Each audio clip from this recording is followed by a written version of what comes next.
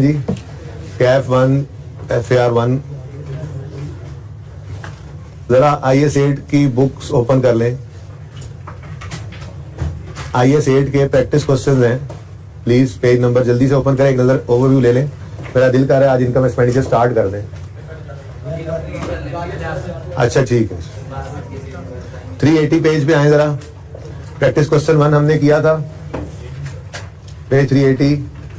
Practice question 1 हमने किया था। प्रैक्टिस क्वेश्चन 2, 3, 4 आसान से क्वेश्चंस हैं, मैंने ये नहीं करवाए थे, ठीक है। अब आपको एक्स्ट्रा प्रैक्टिस के तौर पे ये करने हैं, ठीक है जी। तो आज आपका होमवर्क है प्रैक्टिस क्वेश्चन 2 और प्रैक्टिस क्वेश्चन 3 और 4, ठीक है जी। ये आपने आज करने हैं होमवर्क में। IAS 8 प्रैक्टिस सेट 2, 3 और 4, ठीक है। छोटे छोटे क्वेश्चंस हैं, इतना टाइम नहीं लगेगा, आधे घंटे में ये होमवर्क हो जाएगा, ठीक है जी।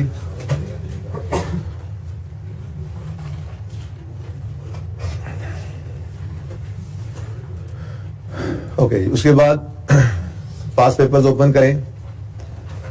पास पेपर्स हैं पेज 392 पे। पास पेपर 1 पाक क्वेश्चन लिमिटेड मैंने आपको खुद करवा दिया था। चांद पेंट्स पास पेपर 2 ये भी खुद ही करवा दिया था, लेकिन आपने उसको फिर कंप्लीट किया था जस्ट, ठीक है जी। नोट बनाया था, सही बन गया था, कोई मसला तो नहीं आया था।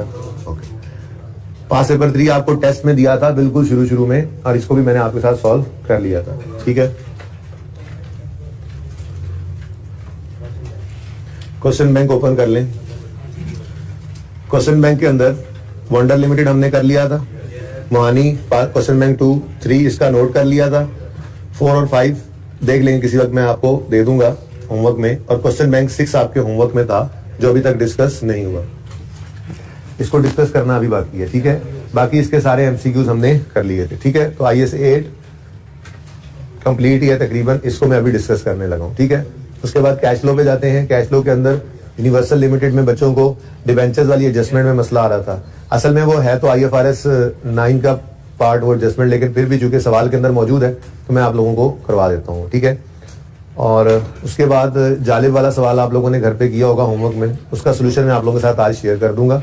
और आज MCQs उसके भी हम कर लेते हैं जितने हो सके, ठीक है। फिर कल नया टॉपिक शुरू कर देंगे, आज फिर इन चीज़ों को पूरा कर लेते हैं। कल टेस्ट के अंदर IS 8 भी हो सकता है, कैश फ्लो भी हो सकती है, सब कुछ हो सकता है जी, आपने जो आज तक पढ़ा हुआ है, ठीक है ना। प्रोबेबली IS 8 का ही कोई सवाल होगा, ठीक है। और कैश फ्लो का भी हो सकता है, थोड़ा लेंथी टेस्ट बन सकता है, मतलब कि आप 45 मिनट्स तक एक्सपेक्ट कर सकते हैं। वैसे कोशिश मेरी होगी कि 30 मिनट्स तक का ही टेस्ट हो, तो दोनों में से कोई एक, क्योंकि मैंने ऐसा तो किया नहीं है कि IS 8 पुराना कर दिया, बल्कि IS 7 मुझे लग रहा है पुराना फील हो रहा है, क्योंकि हम पिछले 2 दिन से जरा IS 8 पे ज्यादा ही टाइम लगा रहे थे, ठीक है। अच्छा जी, रिक्वायरमेंट क्या थी इस सवाल की, जरा चलेंगे यही कर लेते हैं। आसिफ इंजीनियरिंग रिक्वायरमेंट है स्टेटमेंट ऑफ फाइनेंशियल पोजीशन बनाओ, कंप्रीहेंसिव इनकम बनाओ और चेंजेस इन इक्विटी बना दो, ठीक है जी। Following information has been taken from the financial statements of Asif Engineering for the year ended 31 December 15। उन्होंने फिर हमें ये ऑडिटेड और ड्राफ्ट, और 15 में खड़े हैं ना इस वक्त, तो 15 ड्राफ्ट है, बाकी दोनों ऑडिटेड है, ठीक है। अब हमारा प्रैक्टिस सेट 1 फिर आ गया सामने। हम 3 में खड़े थे, 3 और 2 की इनकम स्टेटमेंट गिवन थी, 3, 2 और 1 की बैलेंस शीट गिवन थी, और हमने statement of change in equity बनाने के लिए इस 120 की रिटेन अर्निंग को यूज किया था, और इन दोनों को फिर इग्नोर किया था। हमारे पास इन इक्विटी से ये बैलेंसेस खुद निकल आए थे, ठीक है।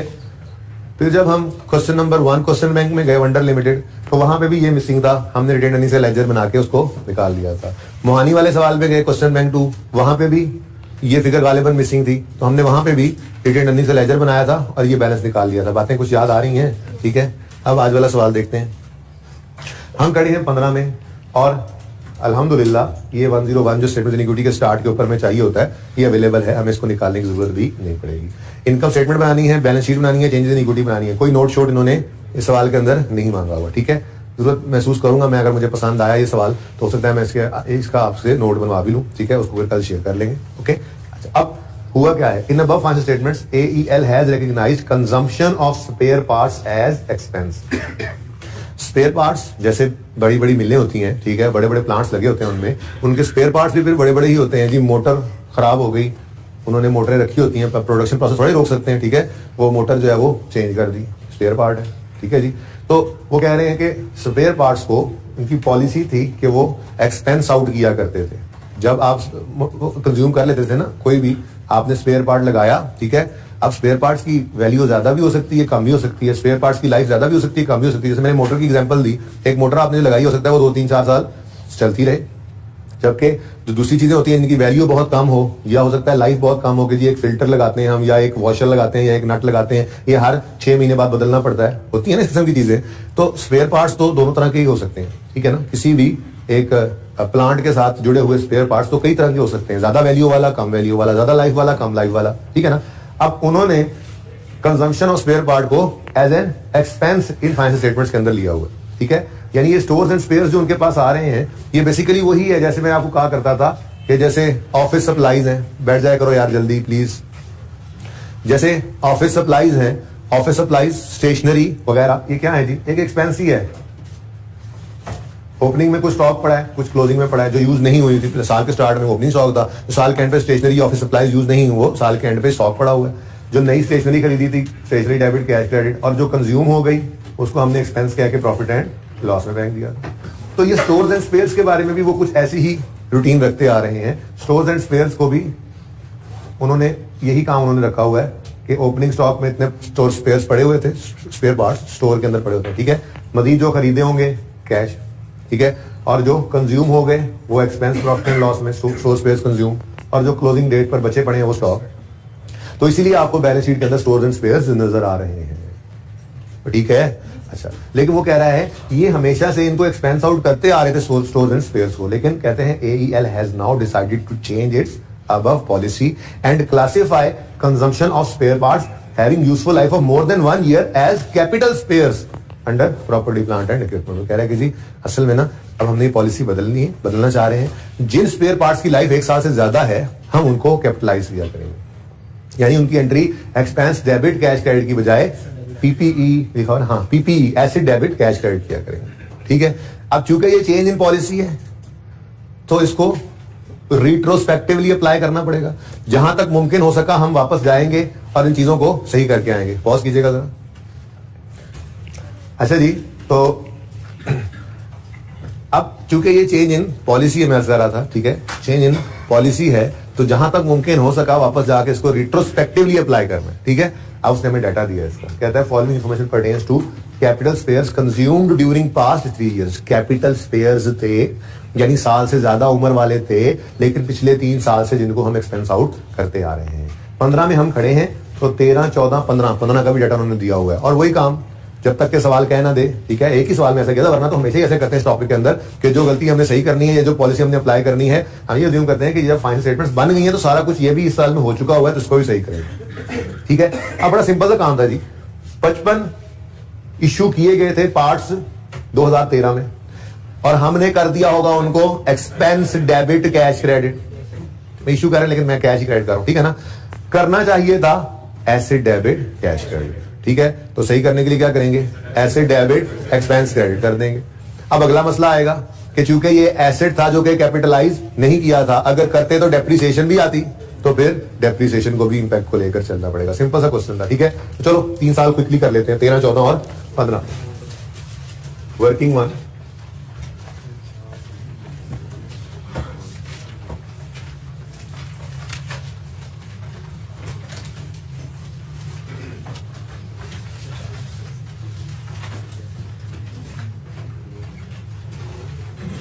तेरह, 14 और 15।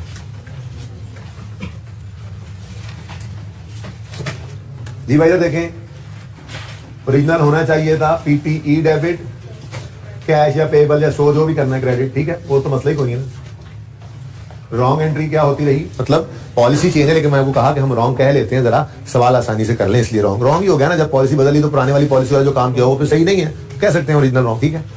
होता क्या रहा, हाँ चलो एक्सपेंस ही लिख लो, जान छुड़ाओ, एक्सपेंस डेबिट और कैश क्रेडिट। अब सही करने के लिए क्या करेंगे, होना चाहिए था पीपीई डेबिट, नहीं हुआ तो पीपीई को डेबिट कर लें, एक्सपेंस गलत डेबिट हो गया, सही करने के लिए। हाँ तो ये ज़बानी दिमाग में भी कर सकते हैं काम, तो अब यहाँ से शुरू हुआ। तो प्रॉपर्टी प्लांट इक्विपमेंट डेबिट और एक्सपेंस, स्टोर एक्सपेंस लिखना था, बस एक्सपेंस कर दो। स्टोर्स कंज्यूम्ड एक एक्सपेंस है तो एक्सपेंस क्रेडिट कर दो प्रॉफिट एंड लॉस में। अब बताओ भाई 13 में कितने स्टोर्स पार्ट कितने इशू हुए थे, 55, जिन्हें हमने एसेट में डेबिट करना था। ये वो हैं कैपिटल स्पेयर्स कह रहा है जिनकी एक साल से ज्यादा जिंदगी, उसने जिंदगी दी भी हुई है सब, ठीक है ना। तो ये 55 रुपए को एक्सपेंस में डाल दिया था, एसेट में डालना था, तो कर लो एसेट में वापस इसको। 55 से पीपीई डेबिट और एक्सपेंस क्रेडिट, ठीक हो गया। एक बार ये एक्सपेंस वाला सारा मामला कर देते हैं। 14 के साल में क्या हुआ, 39 रुपए से एक्सपेंस डेबिट हुआ। अब ये जरा ध्यान रख लो, ये जो, बल्कि काम करते हैं, ठीक है, एक काम करते हैं, इसकी डेप्रिसिएशन को साथ ही कर लेते हैं, ठीक है, क्या ख्याल है, स्टेप बाय स्टेप बेहतरीन है। अब ये जो हमने एसेट बढ़ाया है 13 में, अब बढ़ा रहे हैं ना, तो एसेट है, डेप्रिसिएशन का इम्पैक्ट भी लेना है। लंबी सोच सोचनी है तो सोचो, एक एसेट रिकॉर्ड नहीं हुआ था तो डेप्रिसिएशन भी नहीं आई थी, आज रिकॉर्ड कर रहे हैं तो डेप्रिसिएशन को भी बढ़ाना पड़ेगा। और शॉर्टकट सोच क्या है, और रेक्टिफाइंग एंट्री में देखो एसेट बढ़ रहा है तो डेप्रिसिएशन भी बढ़ा दो। डेप्रिसिएशन बढ़ाने की entry, depreciation expense debit PPE credit, ठीक है जी। अब 55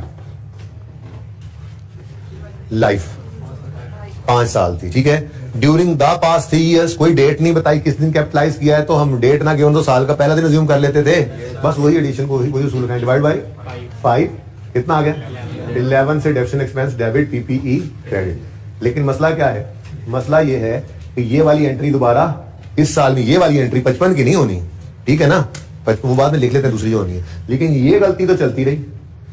depreciation expense debit PPE credit, क्या ख्याल है, सही है। Depreciation expense debit PPE credit 5 साल जिंदगी वाला था ना, तो ये इंपैक्ट आ गया इसका टोटल, ठीक है, यहां तक को मसला। अब आए 14 वाले साल में, 14 वाले साल में भी 39 का एक्सपेंस बनाया है, इसको भी एसेट में डालना था, ठीक है। अब ये वाली एंट्री दोबारा नहीं आई, बात समझ रहे हो। हाँ, अब अगले साल का अलग से एक एडिशन आ गया ना, ठीक है, तो उसको भी हमने एंटर करने, बात समझ आ रही है। तो फिर इस साल के अंदर एंट्री हुई पीपीई डेबिट, मैंने पहले क्रॉस लगा के फिर इसको दोबारा लिखा है कि ये ना समझना कि ये दोबारा आ रही है, फिक्स एसेट की गलती एक बार होती है, वो सही हो गया, डेप्रिसिएशन फिर कॉन्टिन्यूसली चलती है। ये नहीं कह रहा कि हर साल ये 55 ही एक्सपेंस आउट करते रहते, नहीं, 55 एक बार एक्सपेंस आउट हो गया था, उस साल में जाकर उसको एसेट बना लिया, अल्लाह खैर सल्लाह। अब डेप्रिसिएशन ने हर साल पे चलना है, ठीक है। तो पीपीई डेबिट एक्सपेंस क्रेडिट 39 से, अब इसका डेप्रिसिएशन इंपैक्ट यहां से ऑनवर्ड शुरू होगा, ठीक है। वैसे तो मेरा ब्लू मार्कर ना एडजस्टमेंट वाला है, लेकिन आपको समझ ना आए इस वजह से परेशानी ना हो, तो मैं ये दूसरे साल वाली एडजस्टमेंट को ब्लू से कर देता हूँ, सिर्फ आप लोगों के लिए, वरना मैं ब्लू मार्कर को आपको पता यूज नहीं करता एडजस्टमेंट के अलावा, ठीक है। हाँ जी, तो क्या कर लो भाई, पीपीई डेबिट और एक्सपेंस, वो जो कंजम्पशन आपने रिकॉर्ड कर ली थी उसको क्रेडिट कर दो, ठीक है, कितने से 39 से। अब इसकी डेप्रिसिएशन का इंपैक्ट लेना है, तो एसेट बढ़ रहा है, डेप्रिसिएशन को भी बढ़ा दो, तो डेप्रिसिएशन एक्सपेंस डेबिट और क्यूमुलेटिव डेप्रिसिएशन क्रेडिट कर लो, या बेहतर क्या था मैंने आपको बताया था पीपी क्रेडिट कर लो। अब इस 39 को लिखो यहां पर, इसकी लाइफ कितनी थी 3 years डिवाइडेड बाय 3, क्या आंसर आता है 13। लेकिन ये तो फिक्स एसेट है, बना गया जो, तो अगले साल भी इसका इंपैक्ट आएगा। Depreciation expense debit PPE credit 13 से। उम्मीद है बात समझ आ रही होगी, ठीक है। अब ये एंट्री दोबारा नहीं हुई, ठीक है, लेकिन अब रिस्टेटेड वाला मार्कर भी बाहर आ गया। आज 15 के साल में 44 एक और वही फिगर थी, ठीक है, जो एक्सपेंस आउट हो गई थी, तो उसे एसेट बनाना है, तो ये अलग से नई एंट्री है, पीपीई डेबिट और एक्सपेंस क्रेडिट, कितने से जी 44 से, ठीक है जी। अब इसकी डेप्रिसिएशन का इंपैक्ट लेना है आपने, तो डेप्रिसिएशन एक्सपेंस, एसेट बढ़ रहा है ना, डेप्रिसिएशन को भी बढ़ा लो, डेप्रिसिएशन बढ़ाने की entry, depreciation expense debit accumulative depreciation credit कर दो या एसेट क्रेडिट कर दो, कितने से 11 से। क्यों, क्योंकि इसकी लाइफ भी 4 years गिवन है, तो 44 डिवाइडेड बाय 4, ठीक हो गया जी। कैसी लगी है एडजस्टमेंट, एंजॉयड।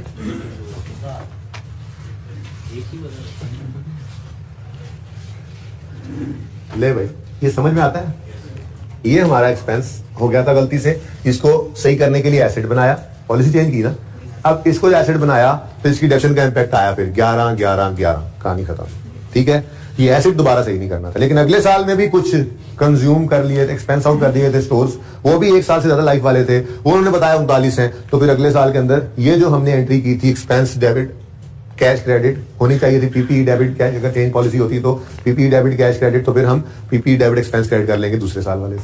अब ये तो पिछले साल की डेप्शन का इंपैक्ट चल रहा था, पिछले साल वाले 55 का, ठीक है। अब 39 के डेप्शन एक्सपेंस का इंपैक्ट क्या आ गया, 13 और 13, ठीक है। अब ये एंट्री अगले साल दोबारा नहीं होनी थी, लेकिन अगले तीसरे साल में दोबारा से एक फिगर आ गई कि ये हमने इस 14 वाले साल में एक्सपेंस डेबिट कैश क्रेडिट कर दिया, 44 से होना चाहिए था पीपी डेबिट कैश क्रेडिट, अगर चेंज पॉलिसी होती तो फिर हमने पीपी डेबिट एक्सपेंस क्रेडिट कर दिया। अब इसकी डेप्शन का इंपैक्ट आ गया, ठीक है ना। तो पहले साल वाली चेंज का इंपैक्ट तीनों साल में आया, दूसरे साल की चेंज का इंपैक्ट जाहिर है पिछले साल में नहीं आता, वो अगले 2 साल में आया, और तीसरे साल की चेंज का इंपैक्ट सिर्फ तीसरे साल के अंदर आया। ठीक है, क्लियर है, ये समझ आता है। नोट तो नहीं करना ना, तस्वीर बना लेना बाद में। अच्छा, अब उसने हमसे क्या मांगा हुआ है जी, क्या क्या क्या क्या मांगा हुआ है, चेंज इन इक्विटी मांगी है, इनकम स्टेटमेंट भी मांगी है, बैलेंस शीट भी। अब पहले चेंज इक्विटी मांगी है तो पहले चेंज इक्विटी बनाए ना, बैठ जाना। आपको पता है हम अगर तीनों चीजें, इनकम स्टेटमेंट भी मांग ली है हमसे, बैलेंस शीट भी मांग ली, चेंज इक्विटी भी मांग ली, तो तरतीब हमारी क्या है, पहले इनकम स्टेटमेंट, फिर चेंज इन इक्विटी, फिर बैलेंस शीट। क्योंकि इनकम स्टेटमेंट में प्रॉफिट सही हो जाएंगे वो चेंज इन इक्विटी में यूज हो जाएंगे, चेंज इन इक्विटी में रिटेन अर्निंग सही निकल आएंगी वो बैलेंस शीट में यूज हो जाएगी। तो जब तीनों चीजें ही मांगी हुई है तो फिर तरतीब से चलो, फायदा हो। ठीक है, तो Asif engineering limited statement of comprehensive income बोला हुआ उसने, लेकिन होंगे तो एक्सट्रैक्ट्स की भाई। ठीक है जी, और किस साल में खड़े हैं हम, 31/12 फॉर द ईयर 31 दिसंबर 15। और इनकम स्टेटमेंट कितने साल की बनेगी, 2 साल की, 15 और 14। तो 31 दिसंबर 2015 और 31 दिसंबर 2014। अब सवाल में आके देखो, सवाल तो यहां खत्म हो गया है। ये 3 आइटम्स थे बैलेंस शीट के, पीपीई, स्टोर्स और रिटेन अर्निंग्स, और ये हमारे पास है नेट प्रॉफिट। ठीक है जी, तो प्रॉफिट गलत वाले उठाओ। ठीक है, देखो प्रॉफिट एंड लॉस अकाउंट का ये 112 हमें नहीं चाहिए होता, पता है ना आपको, क्योंकि हमने इनकम स्टेटमेंट तो 2 साल की बनानी होती है। ओके, तो 123 और 129 ले आओ। लिखा हुआ है प्रॉफिट, नेट प्रॉफिट, जो लफ्ज वहां लिखा हो ना वही यहाँ पे लिख लिया करो। कभी प्रॉफिट फॉर द ईयर हम लिख लेते हैं, कभी प्रॉफिट लिख लेते हैं, कभी नेट। सर कौन सा लिखे, जो सवाल में लिखा होता है मैं वही उठा के लिखता हूँ। सवाल में प्रॉफिट लिखा हो मैं प्रॉफिट लिख देता हूँ, सवाल में प्रॉफिट फॉर द ईयर लिखे मैं फॉर द ईयर लिख देता हूँ, सवाल में नेट प्रॉफिट लिख दिया मैंने नेट प्रॉफिट लिख दिया, कोई मसला नहीं। ठीक है, अब 14 और 13 15, 14 और 15। अब सवाल से गलत प्रॉफिट उठा के यहां लिखने के भी मार्क्स हैं। 14 का गलत प्रॉफिट 123, 15 का गलत प्रॉफिट 129, 123 और 129, ठीक लिखा है। ठीक है जी, अब मेरा ब्लू मार्कर एडजस्टमेंट वाला बेचारा आज उधर इस्तेमाल हो गया, लेकिन कोई नहीं, अपना काम तो करेगा रूटीन वाला। ठीक है, अब 14 के साल के लिए सिर्फ 14 को देखना है, 15 के साल के सिर्फ 15 को देखना है। अब वो वाला फिर रिटेन अर्निंग्स के ओपनिंग में एडजस्ट करते रहेंगे। ठीक है, और बना रहा हूं मैं इनकम स्टेटमेंट, इसलिए बैलेंस शीट आइटम्स को, एसेट्स लायबिलिटीज को इग्नोर कर, सिर्फ इनकम एक्सपेंसेस को हमने देखना है। ठीक है, अब 14 के साल को सही करने लगे। 14 के साल में एसेट्स लायबिलिटीज को इग्नोर कर देना है, एक्सपेंस क्रेडिट, एक्सपेंस क्या हो रहा है, कम, एक्सपेंस के कम होने से 14 में प्रॉफिट कितने से, 39 से, इधर आगे करना पड़ेगा मुझे लग रहा है। एनीवेज, फिर डेप्रिसिएशन भी तो एक्सपेंस ही है, डेप्रिसिएशन एक्सपेंस 11 से डेबिट मतलब बढ़ रहा है, एक्सपेंस के बढ़ने से प्रॉफिट, ये डायरेक्ट कभी मत बोला करें, ज्यादा टार्जन ना बना करें, ठीक है ना, डायरेक्ट नहीं बोलना हमने। ओके, एक्सपेंस के बढ़ने से प्रॉफिट ऐसे ही बोला करें प्लीज। ओके, नेक्स्ट, फिर ये डेप्रिसिएशन एक्सपेंस है, एक्सपेंस 13 से बढ़ रहा है, डेबिट मतलब बढ़ रहा है, तो एक्सपेंस का बढ़ना प्रॉफिट को कम कर देगा, 13। ठीक हो गया, 14 के लिए सिर्फ 14 को देखना है, income statement for the year है, और 15 के लिए सिर्फ 15 को देखना है, 14 को देखने की जरूरत नहीं है। ठीक हो गया, चलो अब 15 में आ गए। अब अगेन एसेट्स लायबिलिटीज को करना है इग्नोर, इनकम एक्सपेंसेस को पकड़ लें। तो एक्सपेंस 44 से क्या हो रहा है, क्रेडिट मतलब कम, एक्सपेंस के कम होने से प्रॉफिट जाएगा बढ़, 44। ठीक हो गया, इसको जगा दो यार साथ वाले को। अच्छा भाई, हर कोई अपने साथ वाले को जगा देना, दूसरों को ना देखे कौन सो रहा है कौन सो रहा है, बस अपने साथ वाले को देख लो, सो रहा है तो जगा दो। ठीक है, अच्छा जी, ओके। दूसरे सो रहा था वो डरा परेशान हो गया, जाग मेरे कोई देखते नहीं रहा शुक्र है जाग गया वो, जाग तेरा परेशान। अच्छा, गड्डी निकल जानी। नेक्स्ट, डेप्रिसिएशन एक्सपेंस है, एक्सपेंस बढ़ रहा है, एक्सपेंस का बढ़ना डेबिट, ठीक है ना, एक्सपेंस का बढ़ना प्रॉफिट को कम कर देगा, -11। एक्सपेंस ना भी लिखते, बस लिखा नहीं था उसको, ठीक है ना, एक्सपेंस डेबिट मतलब बढ़ रहा है, एक्सपेंस का बढ़ना प्रॉफिट को कर देगा कम, एक्सपेंस का बढ़ना प्रॉफिट बढ़ रहा है, डेबिट एक्सपेंस बढ़ रहा है, डेबिट एक्सपेंस का बढ़ना प्रॉफिट को कर देगा कम। Very beautiful question. थोड़ा सा इधर कर ले हम इनको। 31 दिसंबर 2015 और 31 दिसंबर 2014। अच्छा जी, बस 2 साल की प्रॉफिट लॉस बनाना होता है, पूरा हो गया तो काम। फिर अब मुझे बताएं 14 का profit 138। Wow, what a coincidence. ये क्यों सेम हो गया? चलो एनीवेज, लेकिन 138 आपने लिख दिया है 14 के प्रॉफिट को, 123 था उसके पास पड़े होंगे ये अकाउंट्स, तो फिर रीस्टेट। यार एटलीस्ट ये करते रहो कि जब ये पूरा हो जाए ना तो सिर्फ आंसर देख लो। 138 बराबर क्यों हो गया? गलती तो नहीं की रहा? सही है जी। यहां तक को मसला नहीं। नोट ना करें आप, गाड़ी नोट करिएगा, वो जमाना गुजर गया। चलो अब ये करो बगैर सोल्यूशन देखे, चुप करके देखो इधर। Next statement of changes in equity बनानी है, तो AEL statement of changes in equity. लेकिन अगेन एक्सट्रैक्ट्स होंगे क्योंकि हमारे पास तो सिर्फ रिटेन्ड अर्निंग्स अवेलेबल है, ना शेयर कैपिटल ना शेयर प्रीमियम, कोई चीज भी नहीं है, ठीक है ना। For the year ended 31 December 15। और एक्सट्रैक्ट क्यों है? क्योंकि हम सिर्फ रिटेन्ड अर्निंग्स का कॉलम बनाएंगे यहाँ, ठीक है। लेकिन आपको ये पता लग गया 15 में है, तो हमने तरीका क्या बताया था? तरीका याद रखा करें, 2 लाइनें खाली छोड़े, ठीक है, और फिर अपनी मामूल की कार्रवाई शुरू करें, जो इस टॉपिक से भी पहले सीखी थी स्टेटमेंट इक्विटी में, ठीक है। सादा स्टेटमेंट, तड़के बगैर वाली सादा स्टेटमेंट इक्विटी के अंदर हमने जो सीखा था वो काम, ठीक है। 2 लाइनें खाली छोड़ दें, ओपनिंग ना एडजस्ट करना पड़ जाए, वैसे करना पड़ रहा है लेकिन चलो छोड़ दो तरतीब। और क्या लिखो? ओपनिंग बैलेंस, ओपनिंग बैलेंस, फिर क्लोजिंग बैलेंस, और फिर क्लोजिंग बैलेंस। ये 31 दिसंबर 15 को यहां पर लिख लो, 31 दिसंबर 14 ये बन जाएगा, और ये 31 दिसंबर 13 भी लिख सकते हो आप, 1 जनवरी 14 भी लिख सकते हो, आपकी मर्जी, ठीक है। अब ये 14 का साल, ये 15 का साल, नेट प्रॉफिट ऑफ 14 के साल में आ जाएगा, और नेट प्रॉफिट ऑफ 15 के साल में आ जाएगा। ऐसे ही करते थे। अब 15 में प्रॉफिट की गलतियां 15 में सही करोगे, कर भी ली हैं, बल्कि सही वाला प्रॉफिट अवेलेबल है। 14 के प्रॉफिट की गलतियां 14 के प्रॉफिट में सही करोगे, 14 साल की गलतियां, ठीक है, वो भी कर चुके हैं, सही प्रॉफिट्स मौजूद है। इससे पहले चाहे 500 साल की गलतियां हैं उनको ओपनिंग में, और हमारे सवाल में है इससे पहले की गलतियां, तो अगर ऐसी सिचुएशन आ जाए तो फिर ओपनिंग 2 बार लिखना पड़ता था।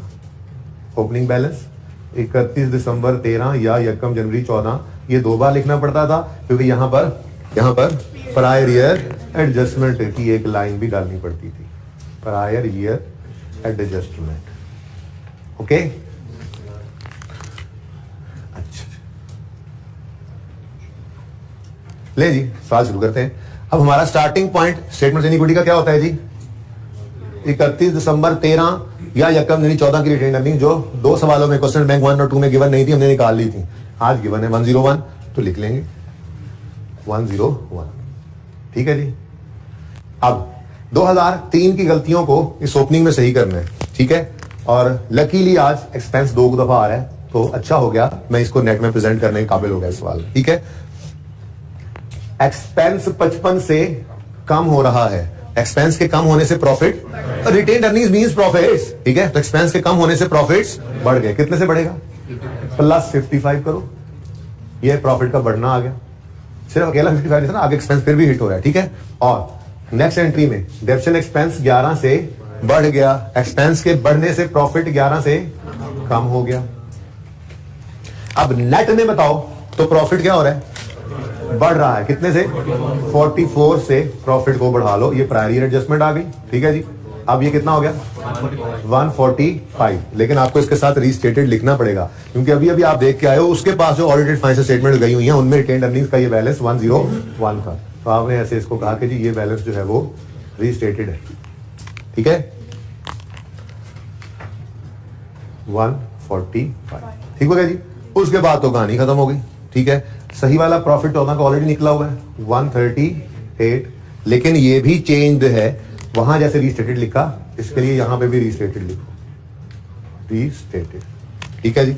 और क्लोजिंग कितना बन गया जी 283। अब देखो ना, दो रीस्टेटेड फिगर से जो टोटल आएगा वो भी रीस्टेटेड ही होगा, यानी 31 दिसंबर 14 पे उसकी बैलेंस शीट में 224 की रिटेन अर्निंग नजर आ रही थी, आप 283 पे ले गए, तो रीस्टेटेड।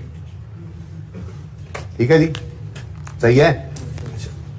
उसके बाद भाई 15 के साल का प्रॉफिट सही है ऑलरेडी 138, इसके साथ भी रीस्टेटेड लिखेंगे, इसके साथ रीस्टेटेड नहीं लिखना, ये पहली बार उसके पास जा रहा है। ठीक है, 421 ये आ गई हमारी क्लोजिंग रेटिंग।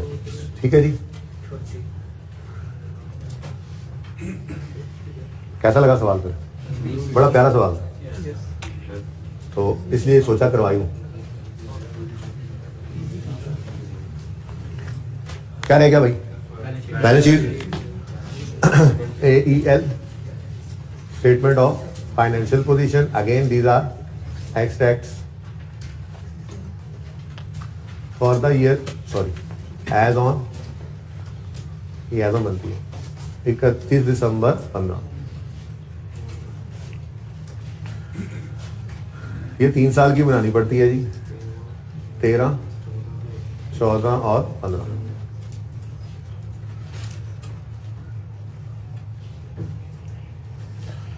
हाँ जी, 3 चीजें अवेलेबल हैं, प्लांट है, स्टोर्स हैं और रिटेन्ड अर्निंग्स हैं। ठीक है जी, 2 मिनट में ट्राई करें। हाँ,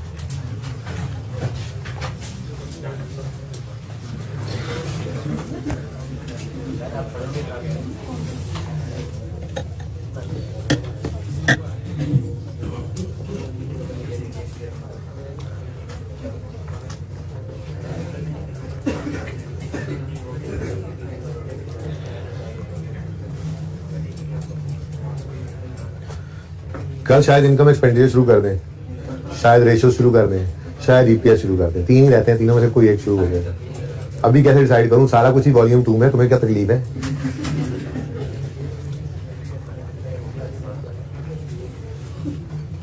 जो दिल करेगा वो शुरू कर देंगे।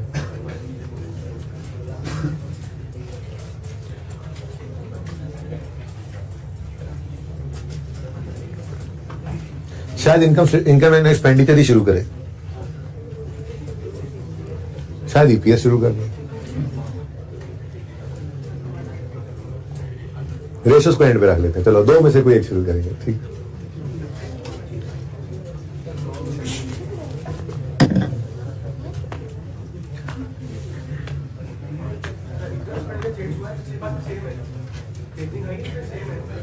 सेम ही है, तुम टेंशन न लो, जितना सेम है वो तो कर लें पहले।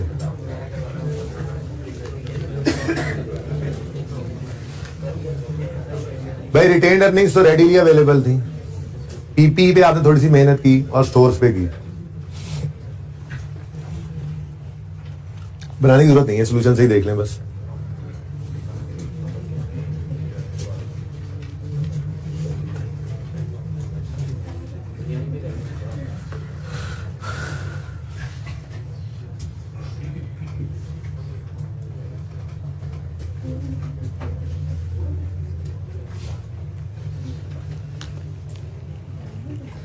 कितने बच्चे कर चुके हैं जी?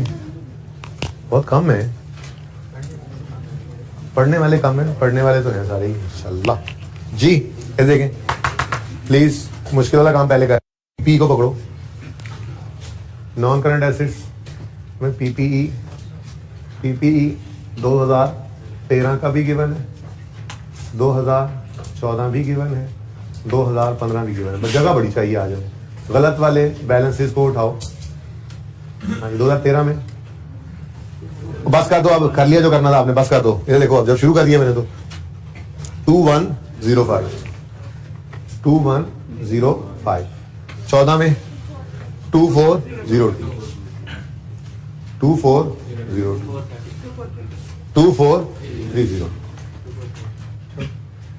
ठीक है जी, अब ब्लू मार्कर बाहर आ गया और 13 के लिए फिलहाल सिर्फ 13 को ही देख सकते हैं क्योंकि उससे पीछे कोई साल है नहीं। ठीक है, अब 13 में आए तो पीपीई 55 से बढ़ा और 11 से कम हुआ, क्योंकि पीपीई का डेबिट होना मतलब पीपीई का बढ़ना है ना, एसेट डेबिट मतलब बढ़ गया, तो पीपीई 55 से बढ़ा 55 और पीपीई क्रेडिट 11 से हमें भाई ये एक ही फ्रेम में लगा हुआ है ना सारा, ठीक है, वैसे यहाँ से लगा लें, यहाँ से थोड़ी सी जगह छोड़ सकते हैं, यहाँ से लगा लें उनको जी। पीपीई 55 से डेबिट मतलब बढ़ गया और पीपीई 11 से क्रेडिट मतलब कम हो गया, -11, ठीक है। अब आपको ये समझाया हुआ है कि 14 का साल शुरू करने से पहले, यानी उसको देखने से भी पहले 13 को एज इट इज लिख लिया करो। तो 55 और 11 तो सबसे पहले लिखो ना। अब बढ़ते हैं इस तरफ। 14 में पीपीई 39 से डेबिट मतलब बढ़ा +39 और 11 से क्रेडिट मतलब माइनस कम हुआ और 13 से क्रेडिट मतलब माइनस कम हुआ। तो पीपीई -11 और -13, ठीक हो गया। अगली बात, 15 का साल देखने से भी पहले 14 तक एज इट इज जो हुआ पड़ा है वो लिख लो। -11 +39 -11 -13 हो गया ये काम। अब आओ 15 की तरफ। 44 से पीपीई डेबिट हुआ +44, जरा इधर आ जाएगा माजरा, ठीक है। फिर नहीं, -11 -13 -11, ठीक है ना, तीनों माइनस हो रहे हैं। तो भाई कह रहे हैं, चलो मान लेते हैं भाई, ठीक है, -11 -13 -11, ये 44 से लेके ये अगले 4 पता है ना 15 के साल के, ओके जी। तो बताएं जी 13 का 2149 2461 और 2498। कैलकुलेशन चेक कर ली थी ना। अब इसमें 15 को तो कुछ मत कहो, 13 और 14 को रीस्टेट किया आपने, तो रीस्टेटेड और रीस्टेटेड।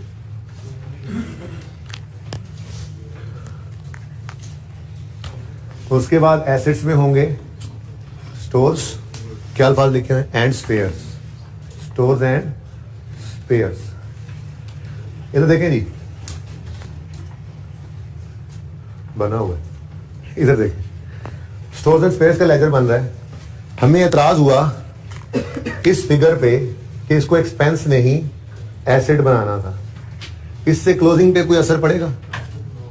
एक फिगर एक्सपेंस में ले गए थे ना, वो सवाल कह रहा है कि इसको एक्सपेंस में नहीं ले जाना था, इसको एसेट में लेके जाना था। तो मतलब उसकी एंट्री जो यहां से ऐसे हो रही है, एक्सपेंस डेबिट स्पेयर्स क्रेडिट, मैंने कैश लिख दिया था आसानी के लिए, असल तो एंट्री यही हुई है। वो कह रहा था ना issued during the year, consumed, issued during the year, तो उसकी एंट्री असल में तो बनती थी एक्सपेंस डेबिट स्टोर स्पेयर्स का अकाउंट क्रेडिट, चलो कैश लिख दिया बहरहाल। यानी कि इस अकाउंट ने क्रेडिट होना था पहले साल 55 से ही क्रेडिट हुआ है। मसला यह है कि उसको डेबिट हमने एक्सपेंस में किया हुआ था, चेंज पॉलिसी के अंदर उसको डेबिट करना था एसेट में, तो लड़ाई इस क्रेडिट की है ही नहीं, ठीक है। उसी तो मैंने कैश लिख दिया तब भी काम चल गया। यहां पे दरअसल तो एंट्री ये बनती थी कि जी गलती से एक्सपेंस डेबिट स्टोर स्पेयर्स का अकाउंट क्रेडिट हो गया, होना चाहिए था PP debit store spares credit. मैंने यहाँ पे चूंकि चेंज नहीं होना था, इसको कैश ही लिख दिया, आसानी से समझ आ गई, सवाल हो गया, ठीक है ना। अब मकसद ये है कि स्टोर स्पेयर्स तो क्रेडिट होना था 55 से, वो हुआ, सही हुआ बिल्कुल, और ठीक है। डेबिट की लड़ाई थी ना, डेबिट होना चाहिए था पीपीई में, चेंज पॉलिसी का हुआ पड़ा एक्सपेंस में, तो हमने डेबिट कर दिया पीपीई को, कर दिया एक्सपेंस क्रेडिट, उसको एक्सपेंस को क्रेडिट कर दिया। इसकी सेहत पे क्या असर पड़ा? इसकी सेहत पे कोई असर नहीं पड़ा। ये 55 यहां से निकलना ही निकलना था, जाना किधर था, लड़ाई इसकी थी। इसका मतलब जो स्टोर्स एंड स्पेयर्स का बैलेंस उसने दिया हुआ है क्लोजिंग, उसकी सेहत पे कोई असर नहीं था। ये 73, 80 और 70 ये बिल्कुल ऐसे ही रहेंगे। बताओ इसमें कोई मसला होगा? ये बात समझ आई है? किसको समझ नहीं आई? आसान खिलाना जी। तो स्टोर्स एंड स्पेयर्स बताओ जी 13 का 70 80 और 70 की एलिटीज आ जाएंगी। क्लियर है ये बात? ठीक है ना। क्लोजिंग पे असर तब पड़ता है जब वो कोई गड़बड़ होती है उसके अंदर जिससे क्लोजिंग निकला हुआ है। ऐसी कोई गड़बड़ नहीं हुई, बस एक्सपेंस में फेंक दिया था इसको, जिसकी बजाय एसेट में फेंकना था। निकलना 55 नहीं था इस साल में, अगले साल में 44 ने 39 ने जो भी लिखे हुए, ठीक है ना। तो वो फिगर सही निकली है, तो क्लोजिंग बैलेंस ही निकाला होगा, वो सही निकला होगा, ठीक है ना। सही है। चल, और अगला है जी रिटेन अर्निंग्स,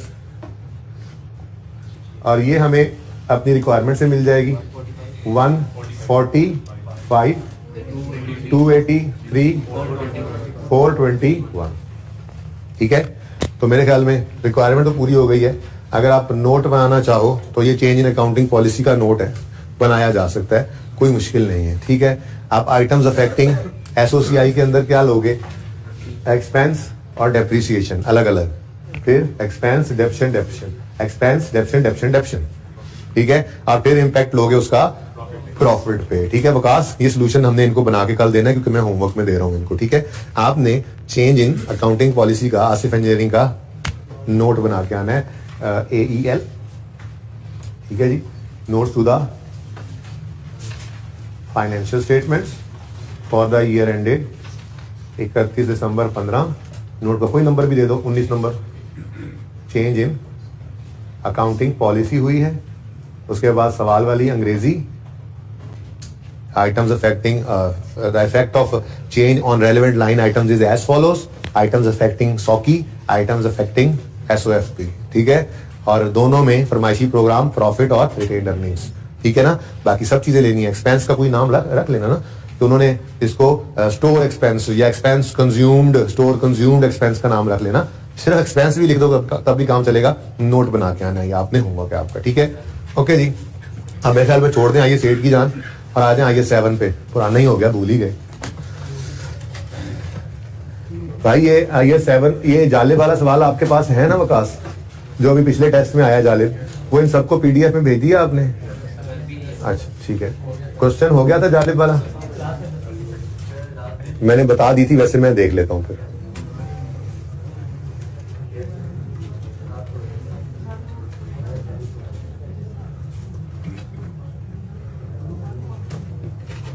मिल नहीं रहा,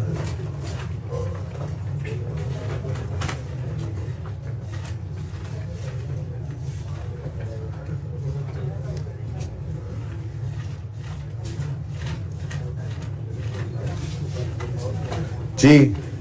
जालिब इंडस्ट्रीज में एक दो अहबाब फरमा रहे हैं कि लास्ट एडजस्टमेंट डिविडेंड वाली में मसला हो रहा है। मेरा नहीं ख्याल होना चाहिए था, लेकिन कोई बात नहीं, मसला तो मसला होता है। इधर देखें, तो हम कैसे देखें,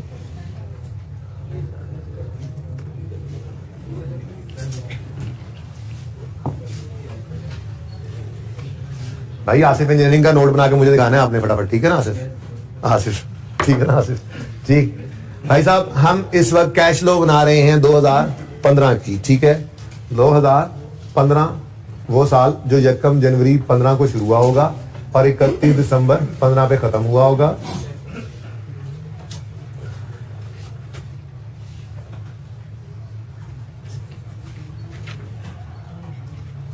मैंने कहीं भी लिख दूं ना, वक्त दोस्त नजर है और काम आए। अच्छा, 15 के साल में कौन कौन से डिविडेंड आ सकते हैं? फाइनल ऑफ 14 इन 15 आता था और इंटरिम ऑफ 15 इन 15 आता होता है, ठीक है जी। अब इस सवाल के अंदर कंपनी का सिर्फ फाइनल डिविडेंड दिया उन्होंने, ठीक है। तो वो कह रहा है ऑन 15 जनवरी 16, यहां कहीं खड़े होकर कह रहा है जी, company declared final dividend for the year ended 31 December 15। 15 का फाइनल तो होता ही 16 में है, तो इस 7.5 को काट दो। अब ये जो ब्रैकेट में 14 के साथ 35 लिखा होता है ना, इसका मतलब ये होता है कि बाकी सारी बात वैसे ही है, सिर्फ ये डेट जो है वो मतलब 16 की बजाय 15 है, जो भी डेट गिवन होती है। यानी कि वो क्या कह रहा है, ये final dividend for the year ended 15 7.5 था, तो वो कह रहा है यही final dividend for the year ended 14 35 था। अब हम 15 के साल में खड़े हैं, तो इसमें फाइनल ऑफ 14 आया करता है, फाइनल ऑफ 15 तो 16 में जाता है, ठीक है। तो हमने 7.5 को इग्नोर कर दिया था। ये 35% ये हमारी स्टेटमेंट ऑफ बल्कि रिटेन्ड अर्निंग्स को लेजर बना रहे थे, ठीक है। हमने रिटेन्ड अर्निंग्स के लेजर के अंदर कैश डिविडेंड है, कौन सा डिविडेंड है जी? कैसे पता लगा कैश है? लिखा हुआ, ठीक है। तो कैश डिविडेंड तो रिटेन्ड अर्निंग्स के कॉलम में डिविडेंड पेएबल, ये जो भी आपका कैपिटल का लेटेस्ट बैलेंस होना था ना, उससे मल्टीप्लाइड बाय 35% करके आपने ये एंट्री करनी है, ठीक है। कितने से? 35%। तो डिविडेंड पेएबल के लेजर से फिर पेड निकल के आना था, जो व्हाटएवर नेक्स्ट। ऐसे ही वो कहता है एंड ऑन 15 जनवरी कहानी चल रही थी ना, company declared final dividend for the year 15, कौन सा वाला? बोनस 12.5 कौन सा है?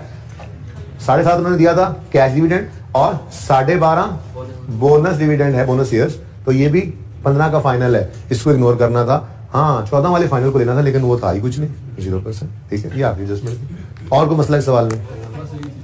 जी जी बिल्कुल, ओपनिंग पे और शेयर कैपिटल के ओपनिंग पे लगना था। लेट मी देख किधर गया, ये issued subscribed and paid up capital 300 है ना, तो यहाँ पे 300 इंटू 35%, ठीक है। और जी सवाल में कोई सवाल? ग्रेचुटी,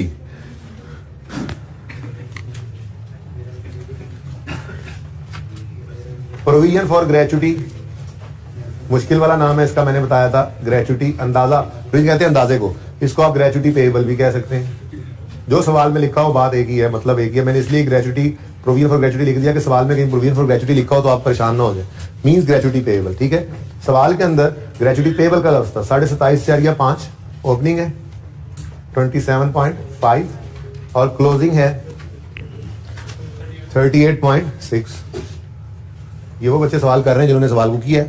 कितने बच्चे जाले वाला सवाल घर से करके आए हैं? वाह, आधे से ज्यादा बच्चे। ट्राई क्या, अब इसमें ट्राई क्या, सोल्यूशन नहीं मौजूद था। ट्राई वाला सवाल भी नहीं था, हो गया। सोल्यूशन नहीं है यार, कह रहे हैं बच्चों को दिया ही नहीं। अभी सेंड करो सोल्यूशन, अभी अभी अभी अभी अभी अभी बिल्कुल अभी। अच्छा सुने प्लीज प्लीज, जी वो कर देता हूँ, वो आज करूंगा, ठीक है जी, क्योंकि उनको आज ही लेक्चर जाना है, उसके साथ सोल्यूशन जी मैं भी कर देता हूँ। अच्छा जी, वो मैंने कर दिया था भाई, उनको अपलोड कर दिया था, आपको नहीं अवेलेबल किया, कर ले। ओके सुने प्लीज प्लीज, ओपनिंग क्लोजिंग आ गया पेएबल, इसको जगा दो। और अब आते हैं एडजस्टमेंट पे। ये एडजस्टमेंट है, provision for gratuity made during the year. Provision कहते हैं अंदाजा, ग्रेचुटी का अंदाजा मेड ड्यूरिंग द ईयर या paid during the year. Payment नहीं है ये, किसी भी एक्सपेंस की तरह से। ये ग्रेचुटी एक्सपेंस का असल में लेजर है। मैंने कहा था बिल्कुल उस तरह से जैसे इंटरेस्ट का लेजर आता है, रॉयल्टी का भी वैसे ही है, ग्रेचुटी का भी वैसे ही है। ये बात आपसे डिस्कस की थी ना मैंने, ठीक है। तो इस लेजर में कैश सिर्फ आता है, एक्सपेंस डेबिट कैश क्रेडिट, और एक्सपेंस की फिगर क्रेडिट साइड का आती है, ठीक है। अब सवाल के अंदर उसने सिर्फ देखना ये हुआ करेगा पेड की फिगर दी है या एक्सपेंस की, क्लियरली बता देगा। यहाँ पे अगर ये 15.5 पेड होता तो वो यूं कहता gratuity paid during the year is 15.5, लेकिन यहाँ पे क्या कह रहा है, प्रोविजन फॉर ग्रेचुटी मेड, यानी वो जो एस्टीमेट की बेस पे एक्सपेंस रिकॉर्ड करते हैं वो कितना है 15.5। तो 15.5 क्या है जी, एक्सपेंस की फिगर, ग्रेचुटी एक्सपेंस 27.5 था ना, ये 27.5 था ना, देख के आऊं, सही है। अच्छा अब बैलेंसिंग फिगर 4.4 है। तो ये एक्सपेंस प्रॉफिट की फिगर तक आते आते माइनस हो चुका होता है, ऐड बैक करना होता है। लेकिन मसला क्या था, ये डायरेक्ट मेथड था, इसलिए प्रॉफिट तो शुरू नहीं किया था, इसको ऐड नहीं किया होता, उधर ऐड नहीं करते। लेकिन ये ग्रेचुटी पेड माइनस हो जाती है। अब ये तो बात हो गई, बात समझ में भी आती थी, लेकिन एक मसला तो और था ना। वो मसला क्या था, डायरेक्ट मेथड में भी एक्सपेंस का कंसोलिडेटेड लेजर तो बनता है, बोलो, जिसमें एक्सपेंसेस नजर आते हैं। अब जब आप ऊपर जाकर देखते हैं तो आपको एक्सपेंसेस के इस लिस्ट के अंदर या तो कॉस्ट ऑफ सेल नजर आता है, या ऑपरेटिंग एक्सपेंसेस आते हैं, या फाइनेंशियल चार्जेस आते हैं, या लॉस ऑन एसेट है। अब कहीं पे आपको ये ग्रेचुटी एक्सपेंस 15.5 नजर नहीं आ रहा, तो फिर पक्की बात है ये ऑपरेटिंग एक्सपेंसेस में छुपा पड़ा होगा।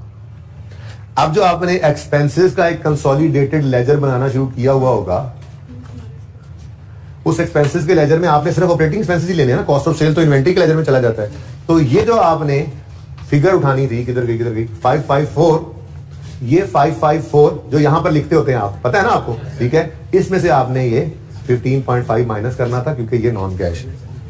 ये एक सिर्फ मसला था इस सवाल के अंदर, ठीक है। जैसे कि आपने यहां से डेप्रिसिएशन माइनस करनी होती है, जैसे इसमें पढ़ा हो, अगर लॉस हो के पढ़ा नहीं, अगर पढ़ा होता लॉस ऑन डिस्पोजल माइनस करते हैं, जैसे इसमें इंपेयरमेंट देखा था हमने पढ़ी हो तो माइनस करते हैं, बिल्कुल वैसे ही ये ग्रेचुटी एक्सपेंस माइनस करें। ग्रेचुटी पेड लेना था, वो हमने ले लिया, ऑपरेटिंग एक्टिविटीज में जो है वो डाउन, ठीक है, सही हो गया। और कोई मसला सवाल में? तो मसला सिर्फ यही था वैसे देखा जाए। कितने बच्चों ने किया हुआ ये सवाल? इंशाल्लाह आज बाकी सारे बच्चे भी कर लेंगे, ठीक है। ये सवाल जिन्होंने डायरेक्ट मेथड से नहीं किया वो डायरेक्ट मेथड से कर लीजिएगा, और जिन्होंने डायरेक्ट मेथड से कर लिया है यही सवाल ये बच्चे इनडायरेक्ट मेथड से करेंगे। सोल्यूशन कल आपके साथ शेयर करूंगा इंशाल्लाह, ठीक है। तो IAS 7 में ये टेस्ट नंबर 9 है ना, टेस्ट 9 जालिब वाला सवाल है, ये विद इनडायरेक्ट मेथड करना है आप, ओके। अच्छा जब आपको रिवीजन प्लान दूंगा ना इंशाल्लाह घर जाते हुए, तो उसमें भी मैं ये सवाल टेस्ट वाला दोनों मेथड से उसमें भी लिखूंगा आपको ना। सेशन के एंड पे सारे टेस्ट और उसके सोल्यूशन पीडीएफ के अंदर भी भेज दूंगा, इस ग्रुप के अंदर भी, ठीक है। और बुक शॉप पे भी रखवा दूंगा, क्योंकि मैंने रिवीजन प्लान में आपको ये लिख के देना है कि आपने टेस्ट वाले क्वेश्चंस को भी रिवाइज करना है रिवीजन प्लान में। तो टेस्ट आगे पीछे हो जाते हैं, सोल्यूशन आगे पीछे हो जाते हैं, कोई मसला नहीं, वो आपको एक कंप्लीट फाइल की फॉर्म में प्रोवाइड कर दिए जाएंगे। तो उसमें भी यही लिखा हुआ होगा कि टेस्ट 9 जाले वाला सवाल डायरेक्ट से भी करना है और इनडायरेक्ट से भी, जब कैश लो के आपको रिवीजन प्लान दिया होगा, ठीक है ना। तो आज आप बहरहाल डायरेक्ट से पर्चे में कर चुके, घर पे ट्राई कर चुके, सोल्यूशन देख लिया। एक मसला जो आ सकता था 15.5 को मैंने आपको समझा दिया है, इसके अलावा कोई मसला था नहीं ऐसा इस सवाल के अंदर, ठीक है। इसको जिन्होंने नहीं किया वो दोबारा कर लीजिएगा, जिन्होंने कर लिया है वो आज इसको इनडायरेक्ट मेथड से शुरू करेंगे। पीपीटी अवेलेबल है हमारे सवाल में, पीपीटी से सवाल शुरू करेंगे और पुराने तरीके से सवाल करेंगे, ताकि ये मसला ही खत्म हो जाए, हमें ना टेंशन हो कौन सा मेथड है। एक ही सवाल को दोनों तरीके से कर दिया हमने, ठीक है, ज्यादा क्लियर होगी सिचुएशन।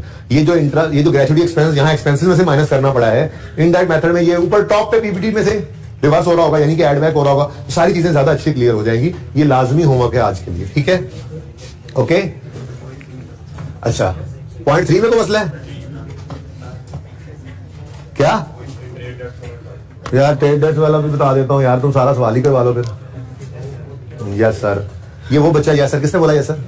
बोला बता दो यस सर वाला कौन है? हाँ, तुमने घर पे सवाल किया, ये देखा था, समझ नहीं आया, वरना तुम यस सर ना कहते। इनको पता है इस बात का, अगर मैं ये सवाल करवाऊंगा तो ये सिर्फ वेस्ट ऑफ टाइम होगा, सिर्फ वेस्ट ऑफ टाइम होगा। क्यों? 2-3 एडजस्टमेंट में मसला है, वो इनको भी पता है, सारा सवाल करके आए हुए हैं। तो आपके लिए ये बात बोली है कि आप पहले डायरेक्ट मेथड से घर पे आज करोगे, इंशाल्लाह अल्लाह फिर आपको पास करेगा, और फिर इसको इनडायरेक्ट मेथड से करोगे, अल्लाह फिर इंशाल्लाह लाजमी पास करेगा। हमने दुआ करूंगा ना। अच्छा जी, करोगे ना फिर आज? हाँ, यस सर वाले वही होते हैं जो, क्योंकि बेटा देखें ये सब बच्चे जो अटेम्प्ट करके उन्हें पता है इस सवाल में इतनी जान है नहीं 2-3 एडजस्टमेंट्स के अलावा, तो यहाँ पर पूरा क्लास में सवाल करने का मतलब ये कुछ अच्छा जो हमने सीख लेना था अब वो नहीं सीखा जाएगा, टाइम तो गुजरता जा रहा है, ठीक है। तो घर पे ट्राई करना। मैं एडजस्टमेंट डिस्कस करता हूँ, किस किस को मसला है जी बैड डेट वाली एडजस्टमेंट में? देखें, adjustment bad and doubtful debt वाली बिल्कुल वैसे ही जैसे मैंने यूनिवर्सल में समझाई थी। अगर आप सवाल कर रहे हैं डायरेक्ट मेथड से तो आपको डेटर के लेजर की जरूरत है, और डेटर का लेजर हमेशा ग्रॉस पे बनता है, नेट पे बन ही नहीं सकता, और प्रोविजन को अलग रखना पड़ता है। हमने इनडायरेक्ट मेथड में रूल बनाया था, बैड डेट रिटर्न ऑफ को इग्नोर करो, प्रोविजन को डेटर में से नेट करो, और नेट डेटर को यूज करो वर्किंग कैपिटल में। जब डायरेक्ट मेथड में आया था तो मैंने कहा था नहीं ये सब कुछ नहीं कर सकते, आपने ये दोनों लेजर्स बनाने, और डेटर का लेजर ग्रॉस पे बनता है, ठीक है। अब अगर आप बैलेंस शीट को देखें तो बैलेंस शीट के अंदर आपको डेटर्स नजर आ रहे हैं, आ रहे नजर, ट्रेड डेट्स, ठीक है, लेकिन कहीं पे प्रोविजन नजर नहीं आ रही। अब अगर तो सवाल के अंदर प्रोविजन फॉर डाउटफुल डेट कहीं दे दिया उसने कि रेट है मेंटेन करते हैं, तो फिर फंस गए, फिर पता लग गया आपको कि डेटर्स अगर प्रोविजन है और बैलेंस शीट में नजर नहीं आ रही, जो कि नजर भी नहीं आती होती, ठीक है, तो फिर मतलब डेटर्स क्या पड़े हुए हैं? नेट। हमें इनको ग्रॉस करना पड़ेगा, क्योंकि डायरेक्ट मेथड में तो हमें लेजर बनाना जरूरी है, ठीक है। अब चलते चलते सवाल में खुशी खुशी डेटर को देख के आए थे, डेटर पड़े हैं, कोई प्रोविजन नहीं है, एडजस्टमेंट नंबर डी आ गई, trade debts written off during the year amounted to 1 million. इससे भी इतनी टेंशन नहीं हुई, राइट ऑफ हो गए, ठीक है, राइट ऑफ हो गए, ओके डन कर लेंगे। ओ किधर गया वो? It is the policy of company to maintain the provision for doubtful debt at 5%। इसका मतलब वो प्रोविजन बनाते रहे हैं, ठीक है। अगर प्रोविजन मेंटेन करते हैं तो मतलब ओपनिंग प्रोविजन भी थी, क्लोजिंग भी थी, ठीक है। अब हमारे पास तो 5% और ₹1 का बैड डेट है, 1 मिलियन, ठीक है। अच्छा, अब हमारे पास ये मामला है कि सवाल में हमें ट्रेड डेट्स नजर आ रही हैं और नीचे कहता है प्रोविजन मेंटेन करते हैं, और पूरी बैलेंस शीट में कहीं पे हमें प्रोविजन नजर नहीं आई, तो फिर लाजिम है कि ये नेट है, लाजिम है, ठीक है। अब ये वाला नेट ब्रॉड डाउन में नहीं लिख सकता मैं, ठीक है, ना ही क्लोजिंग की जगह पे लिख सकता हूं, ठीक है। तो फिर एक छोटी सी वर्किंग कहा था कर लेना, वो वर्किंग क्या होगी? क्रॉस और लेस करो इसमें से gross debtors, less provision for doubtful debt is equal to net debtors. अब हमें सवाल के अंदर नेट डेटर्स गिवन थे, क्लोजिंग भी ओपनिंग, ये नेट डेटर्स है जी।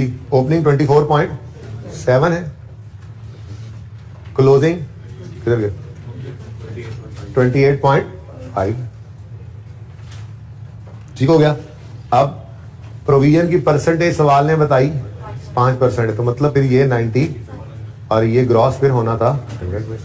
अपना फॉर्मूला यूज करें, कैलकुलेटर निकालें, 24 से ग्रॉस ही निकाल लें। 24.7 है 95% given amount over given amount percentage, इसको ले जाओ 100 पे,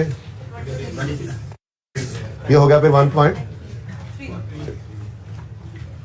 ऐसे ही 28.5 डिवाइड बाय 95 इंटू 100 करो 30 और ये आ गया 1.5 पानी का। तो ओपनिंग वर्किंग से आया 20 ये ठीक है 26, क्लोजिंग वर्किंग से आया 30, ओपनिंग प्रोविजन वर्किंग से आई 1.3, क्लोजिंग प्रोविजन वर्किंग से आई 1.5। वर्किंग नंबर दे दोगे ना जो भी वर्किंग नंबर होगा, ठीक है।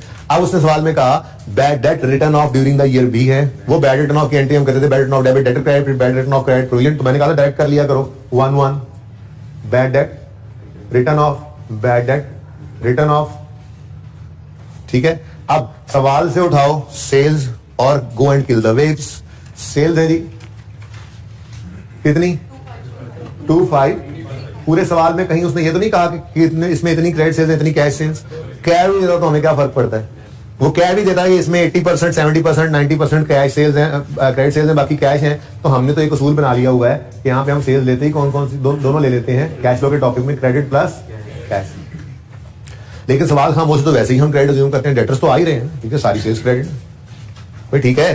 तो यहां से आपके पास कैश की फिगर आनी है, cash paid to cash receive from customers, ठीक है सही है क्लियर है। अब कितने बच्चों ने ये घर पे ऐसे कर लिया था, ओके 15-20 बच्चों ने कर लिया था।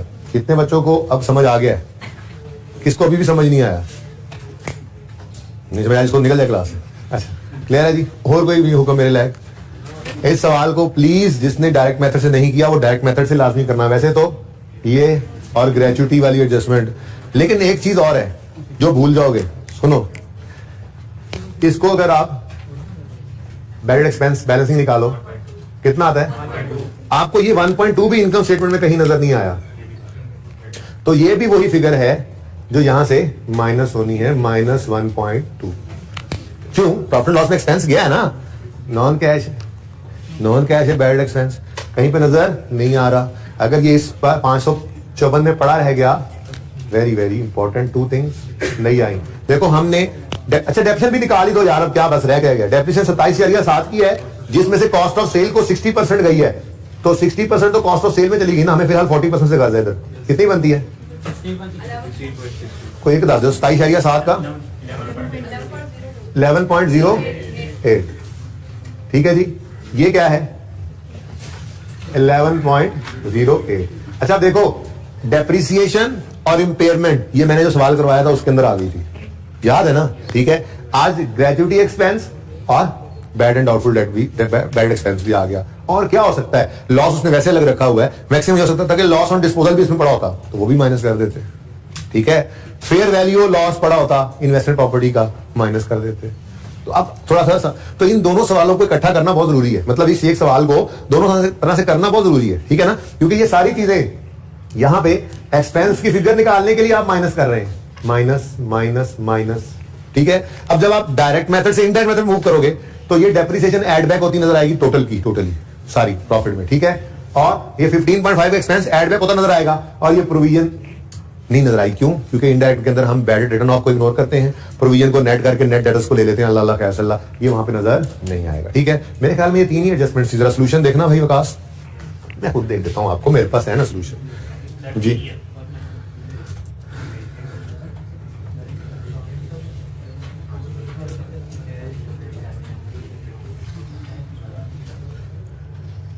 ये जी एक्सपेंसेस का लेजर है ये, ठीक है जी। इसमें 12.1 नाम की वर्किंग है जिसमें ये 526 निकला। कैसे निकला, 554 में से 227 का किधर गया, इसमें सही नजर नहीं आ रहा, पीडीएफ ओपन करते हैं जी भाई, सेंड हो जाता है, सेंड आपको हो गया होगा मेरे ख्याल में। ये देखें जी एक्सपेंस का लेजर, ये एक्सपेंस का लेजर, और मैं कोशिश करता हूं कि बाकी लेजर भी नजर आ जाए साथ ही। प्रोविजन फॉर डाउटफुल डेट बहुत नीचे है, चलो माजरत जी। एक्सपेंस का लेजर है ये, इसमें ये फिगर 526 की सही करते हैं ना, वो जो स्टार लगाते हैं, ये स्टार की बजाय मैंने 12.1 लिखा हुआ है इसमें, ठीक है। अब इसमें 27.7 का 40% अभी अभी आपने निकाला 11.08, ये माइनस हो रहा है। फिर 15.5 ये क्या है जी, ग्रेचुइटी एक्सपेंस। 1.2 क्या है जी, प्रोविजन का बैड डेट एक्सपेंस, ठीक है। और ये तीनों को माइनस करो, 554 में से माइनस करो 11.08, माइनस करो 15.5, माइनस करो 1.2, क्या आता है? ठीक हो गया ना?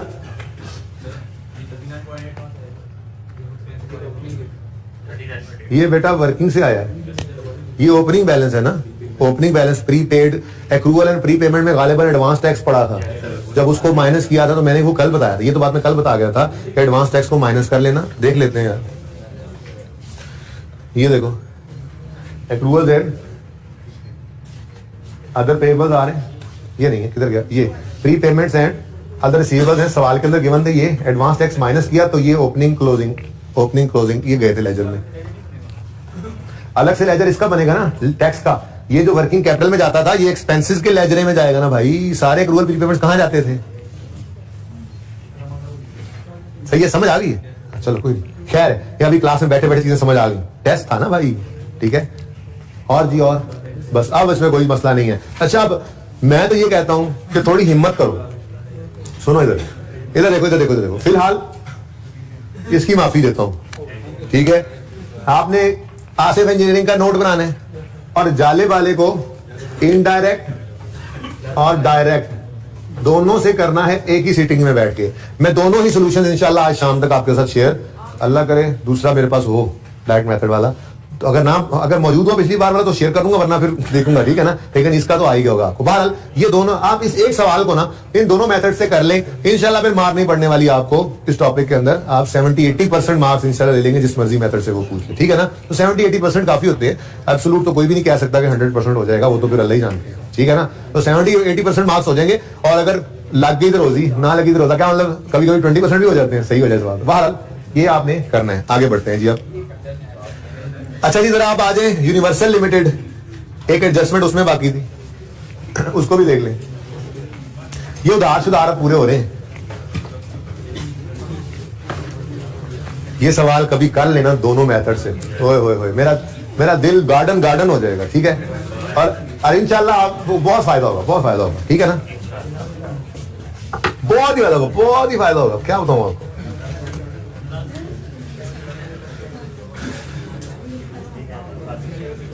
अच्छा भाई देखो, प्लीज बात सुनो।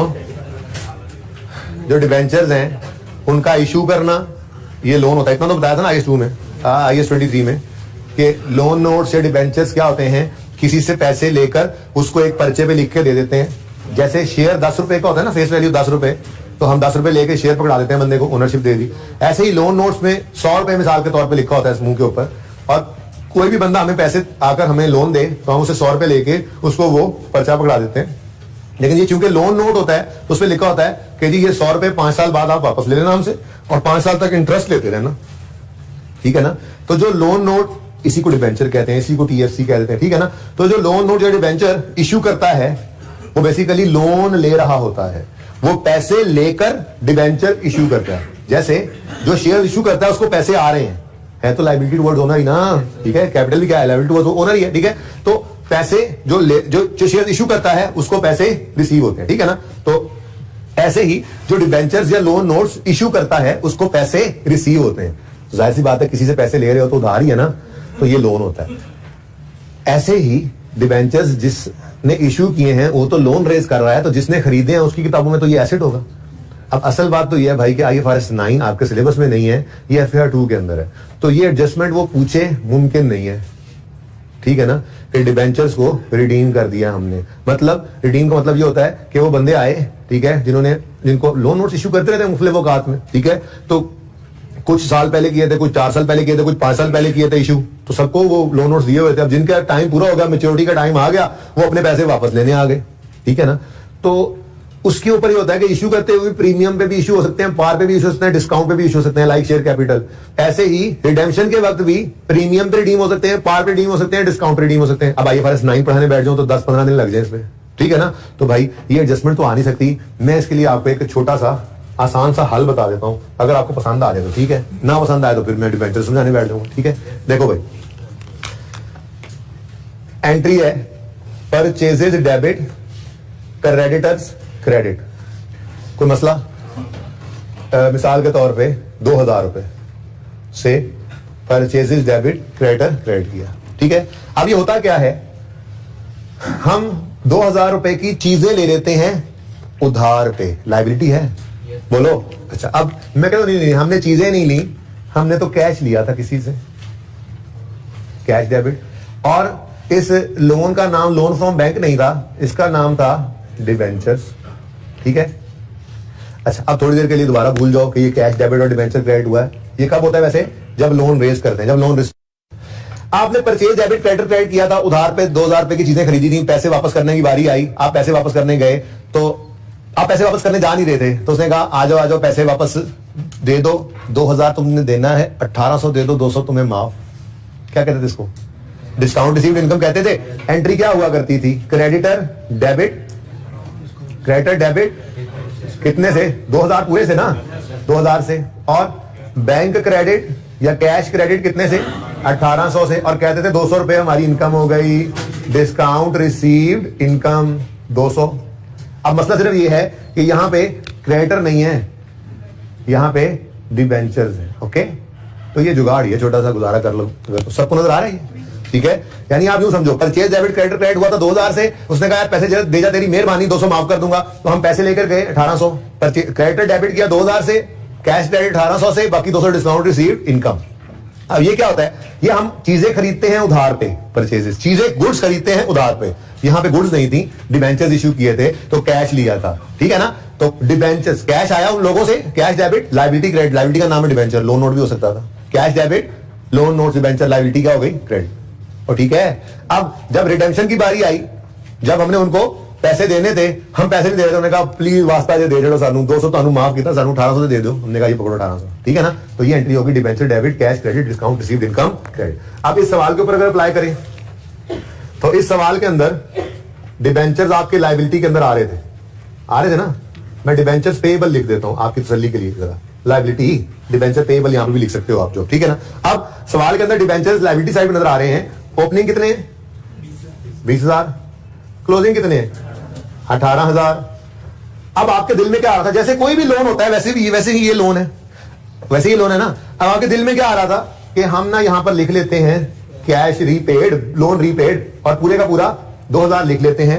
ये लिखने ही लगे थे आप, तो उसने कहा रुको जरा, इधर देखो जरा, अदर इनकम के अंदर डिस्काउंट ऑफ 10 रुपए पर डिबेंचर भी पड़ा है, विच वर रिडीम्ड ड्यूरिंग द ईयर। देखा वो तेरी खैर, यानी कि सारे का सारा कैश कोई नहीं है, कुछ डिस्काउंट भी है वो इनकम, तभी तो इनकम में पड़ी है, ठीक है।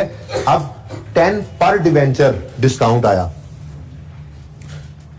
डिबेंचर 100 ईच, इसमें भी डिबेंचर की फेस वैल्यू ही पड़ी होती है, ठीक है।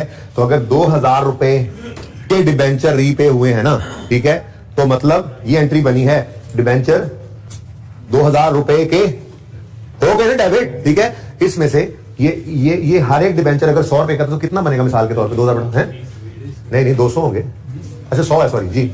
20 डिबेंचर्स 100 रुपए वाले हमने रीपे किए, लेकिन 20 डिबेंचर्स में हर एक के बदले में दिए कितने? 90 रुपए, बाकी 20 का क्या है? 10। लेकिन इतनी तफसील की जरूरत ही नहीं थी, वो जो मैंने जुगाड़ समझाया ना आपको कि काम चल जाना था, ठीक है ना। क्या काम चलना था? डिबेंचर तो 2000 से डेबिट हो रहा है, लेकिन कैश क्रेडिट हो रहा है 1800 से, बाकी तो 200 कहां पड़ा है? अब ये कंबाइंड एंट्री हो गई ना, ये दो अलग अलग एंट्री को मैंने कंबाइन किया हुआ है। ये एंट्री क्या हुई है? Debenture debit cash credit 1800, debenture debit discount received income credit 200। तो जैसे यहां पर करते थे क्रेडिटर के केस में, creditor debit cash credit 1800, creditor debit discount receive income credit 200, बिल्कुल वैसे ही काम चल रहा है, तो ऐसे ही समझ लो, ठीक है ना। बाकी ये जस्ट एक लोन है, वो रीपे हो रहा है, लेकिन वो सारा 2000 आपने कैश आउटफ्लो नहीं लेना था फाइनेंसिंग एक्टिविटी में, 1800 कैश आउटफ्लो लेना था लिखकर। डिबेंचर्स, आप डिबेंचर्स रीपेड लिख दो, कोई डिबेंचर पेबल रीपेड ये लिख दो, अगर आपको रिडेम्पशन क्लब पसंद नहीं आता, ठीक है। बहरहाल ये कैश आउटफ्लो है 1800 का, ठीक है। और ये 200 ये कहां जाएगा? ये चूंकि डायरेक्ट मेथड से आप कर रहे हो, ठीक है, तो पीवीडी तो शुरू हुए नहीं हो कि ये अदर इनकम ऐड हो गई है तो लेस करें, तो इसलिए इसको जस्ट आपने इग्नोर कर देना इस सवाल के अंदर। यही सवाल अगर आप इनडायरेक्ट मेथड से कर रहे होते तो पीवीडी से स्टार्ट किया होता, तो ये 200 रुपए उस इनकम में ऐड बैक होकर आया होगा ना, तो उसको लेस करते हैं हम, ठीक है।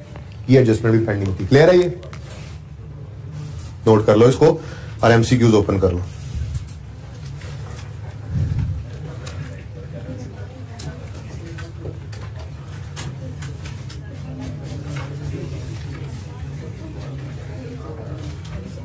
आज हमने किया क्या क्या है भाई? ये तो बता दो किया क्या क्या है। आसिफ इंजीनियरिंग लिमिटेड किया है, टेस्ट 9 जालिब डिस्कस किया है, और क्वेश्चन बैंक 3 की जो एक एडजस्टमेंट आपको समझ नहीं आ रही थी यूएल वो डिस्कस कर ली है। और अब हम एमसीक्यू नंबर को एक करेंगे। एमसीक्यू भाई ये तस्वीर कहीं मुझे भेजना, मुझे अगली क्लास में भूल जाता है फिर क्या किया जी। कितने एमसीक्यूज तक हम पहुंच गए थे?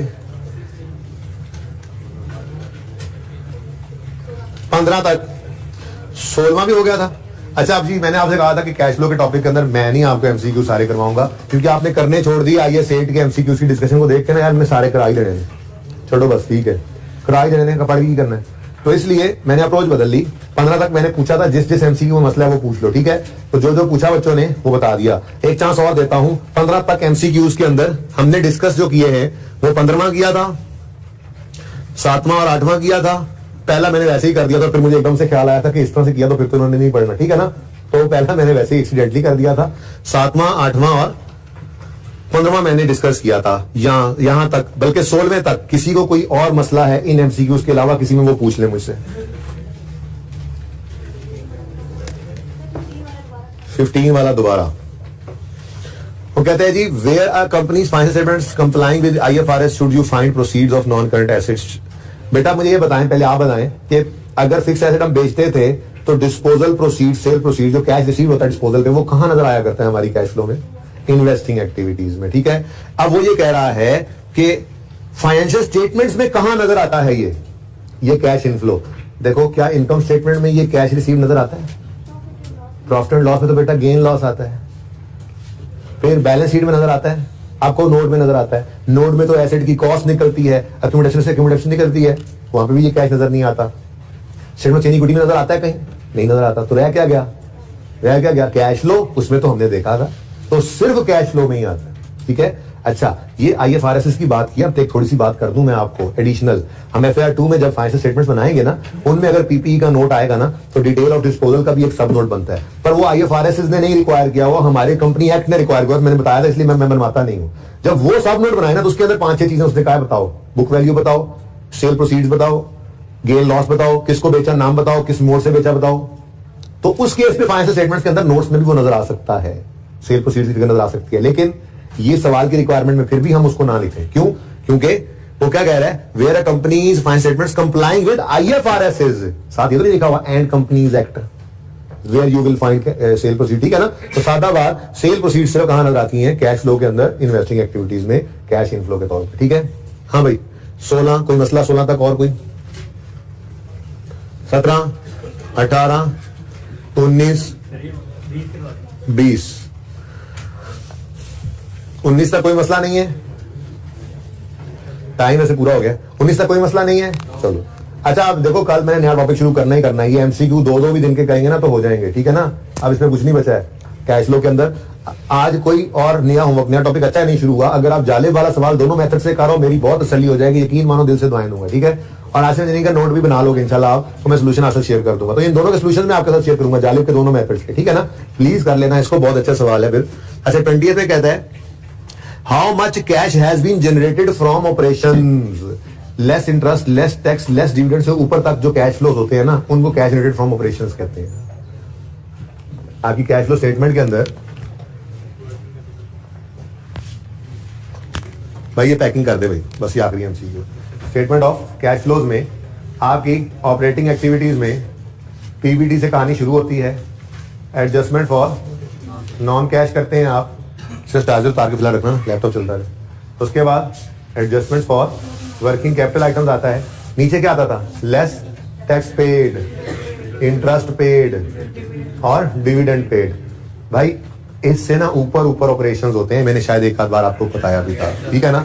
तो आपको अगर वो कैश रिलेटेड फ्रॉम ऑपरेशंस, असल में ना अपने कैश फ्लो वाले टॉपिक की ना जरा पेज 1 ओपन करें, चैप्टर का पेज 1 ओपन करें, पेज 1 इस टॉपिक का, मुझे पेज नंबर भी बताएं। आज तो दिन से खोलोगे भाजन, ये है पेज नंबर है जी 515, पेज 515 पे सब आए। एक फॉर्मेट बना हुआ है इनडायरेक्ट मेथड का, इस फॉर्मेट को 2-4 बार सिर्फ पढ़ लेना। इसमें क्या लिखा हो देखो, PBT, adjustment for non cash, फिर operating cash flow before working capital, फिर एडजस्टमेंट ऑफ वर्किंग कैपिटल, फिर कैश जनरेटेड फ्रॉम ऑपरेशंस, फिर लेस पेड। तो ये एक दो बार पढ़ लेना ताकि जहन में रहे। अब उसने हमें क्या कहा, ये कर दो, चार्जर उतार के कर लो, ठीक है जी। उसने हमें क्या कहा कि कैश जनरेटेड फ्रॉम ऑपरेशंस जरा बता दो, ठीक है बता देते हैं। Net cash inflow from financing activity, ये तो यहां पर नहीं आएगा। Net cash outflow from investing activity, नहीं। Increase in cash and cash equivalent, ये भी नहीं आएगा। इनकम टैक्स पेड, ये भी नहीं आएगा। इंटरेस्ट पेड, ये भी नहीं आएगा। तो फिर क्या आएगा भाई? हाँ अच्छा, टैक्स पेड है, गिवन है। टैक्स पेड तो है ही नहीं भाई सवाल में। इंटरेस्ट पेड, अच्छा है, सॉरी 65। फिर इंटरेस्ट पेड, ये ऊपर नीचे हो गया जरा माजरा, ठीक है 12। इंटरेस्ट टैक्स ऊपर नीचे हो गया, ठीक है। अच्छा, डिविडेंड है सवाल में? नहीं है, ओके। उसके बाद उसने हमें बताया कि कैश फ्रॉम ऑपरेशंस, ये कोई नहीं है, ये उसको नहीं पता। अप्रोच समझ रहे हो, ठीक है। Net cash flows operating activities के सवाल में गिवन नहीं थे। गिवन होते तो इतना रखना ना, थोड़ा सा बस प्लस माइनस करते ऊपर चले जाते, ठीक है। अब वो कहता है फाइनेंसिंग एक्टिविटी का 145 है, इन्वेस्टिंग एक्टिविटी का net net net net inflows और आउटफ्लोज, ठीक है, वो क्या है जी 160। तो आपने करना क्या है, आपको सी गिवन है, नेगेटिव पॉजिटिव है, नेट कैश इनफ्लो 145। उसके बाद ऊपर गए, आपको बी गिवन है 160 नेगेटिव है, वो जैसे चलता था, ठीक है ना। और ऐसे फिर ए आपको गिवन नहीं है। अब पहले आप पहुंचोगे, ये कौन सा, ये नेगेटिव है, आपने रिवर्स वर्किंग करनी है। कैश इनफ्लो आउटफ्लो लिख चुके हैं आप, ए प्लस बी प्लस सी आपके पास नहीं है अवेलेबल, नहीं है ये भी अवेलेबल, ठीक है। तो जो फिगर आनी है उसमें जो ऐड होना है वो उसने बता दिया। Increase in cash and cash equivalent बता रहा है, ओपनिंग और क्लोजिंग से फर्क इंक्रीज बता रहा है। तो ओपनिंग 0 लो, क्लोजिंग ये फिगर लो। अब बनती है बात, ट्राई करना, कल करवा दूंगा, टाइम खत्म हो गया, ठीक है ना। अब यहां पे आप ओपनिंग को 0 लेकर जितना इंक्रीज आया क्लोजिंग उतना ज्यूम करके रिवर्स वर्किंग करते हुए यहां पे पहुंचोगे, ठीक है ना। ये यहां पे, ठीक है। इस फिगर के अंदर इसको रिवर्स वर्किंग करनी है तो माइनस करोगे, माइनस होने वाले को ऐड करोगे, आप यहां पे पहुंच जाओगे। इस फिगर में से इंटरेस्ट और टैक्स दो फिगर्स गिवन है, वो ऐड बैक करोगे, प्रॉफिट फ्रॉम ऑपरेशन पे पहुंच जाओगे, ठीक है। ट्राई करना, जिंदगी ये तो कल मिलेंगे 20 ऑनवर्ड्स। ये सबसे पहले करवाऊंगा, एक दो एमसीक्यूज आगे करूंगा। रह कितने के आगे, टोटल है कितने? 20 ही रह गए, सारे कर लेना आज, ठीक है। अल्लाह हाफिज।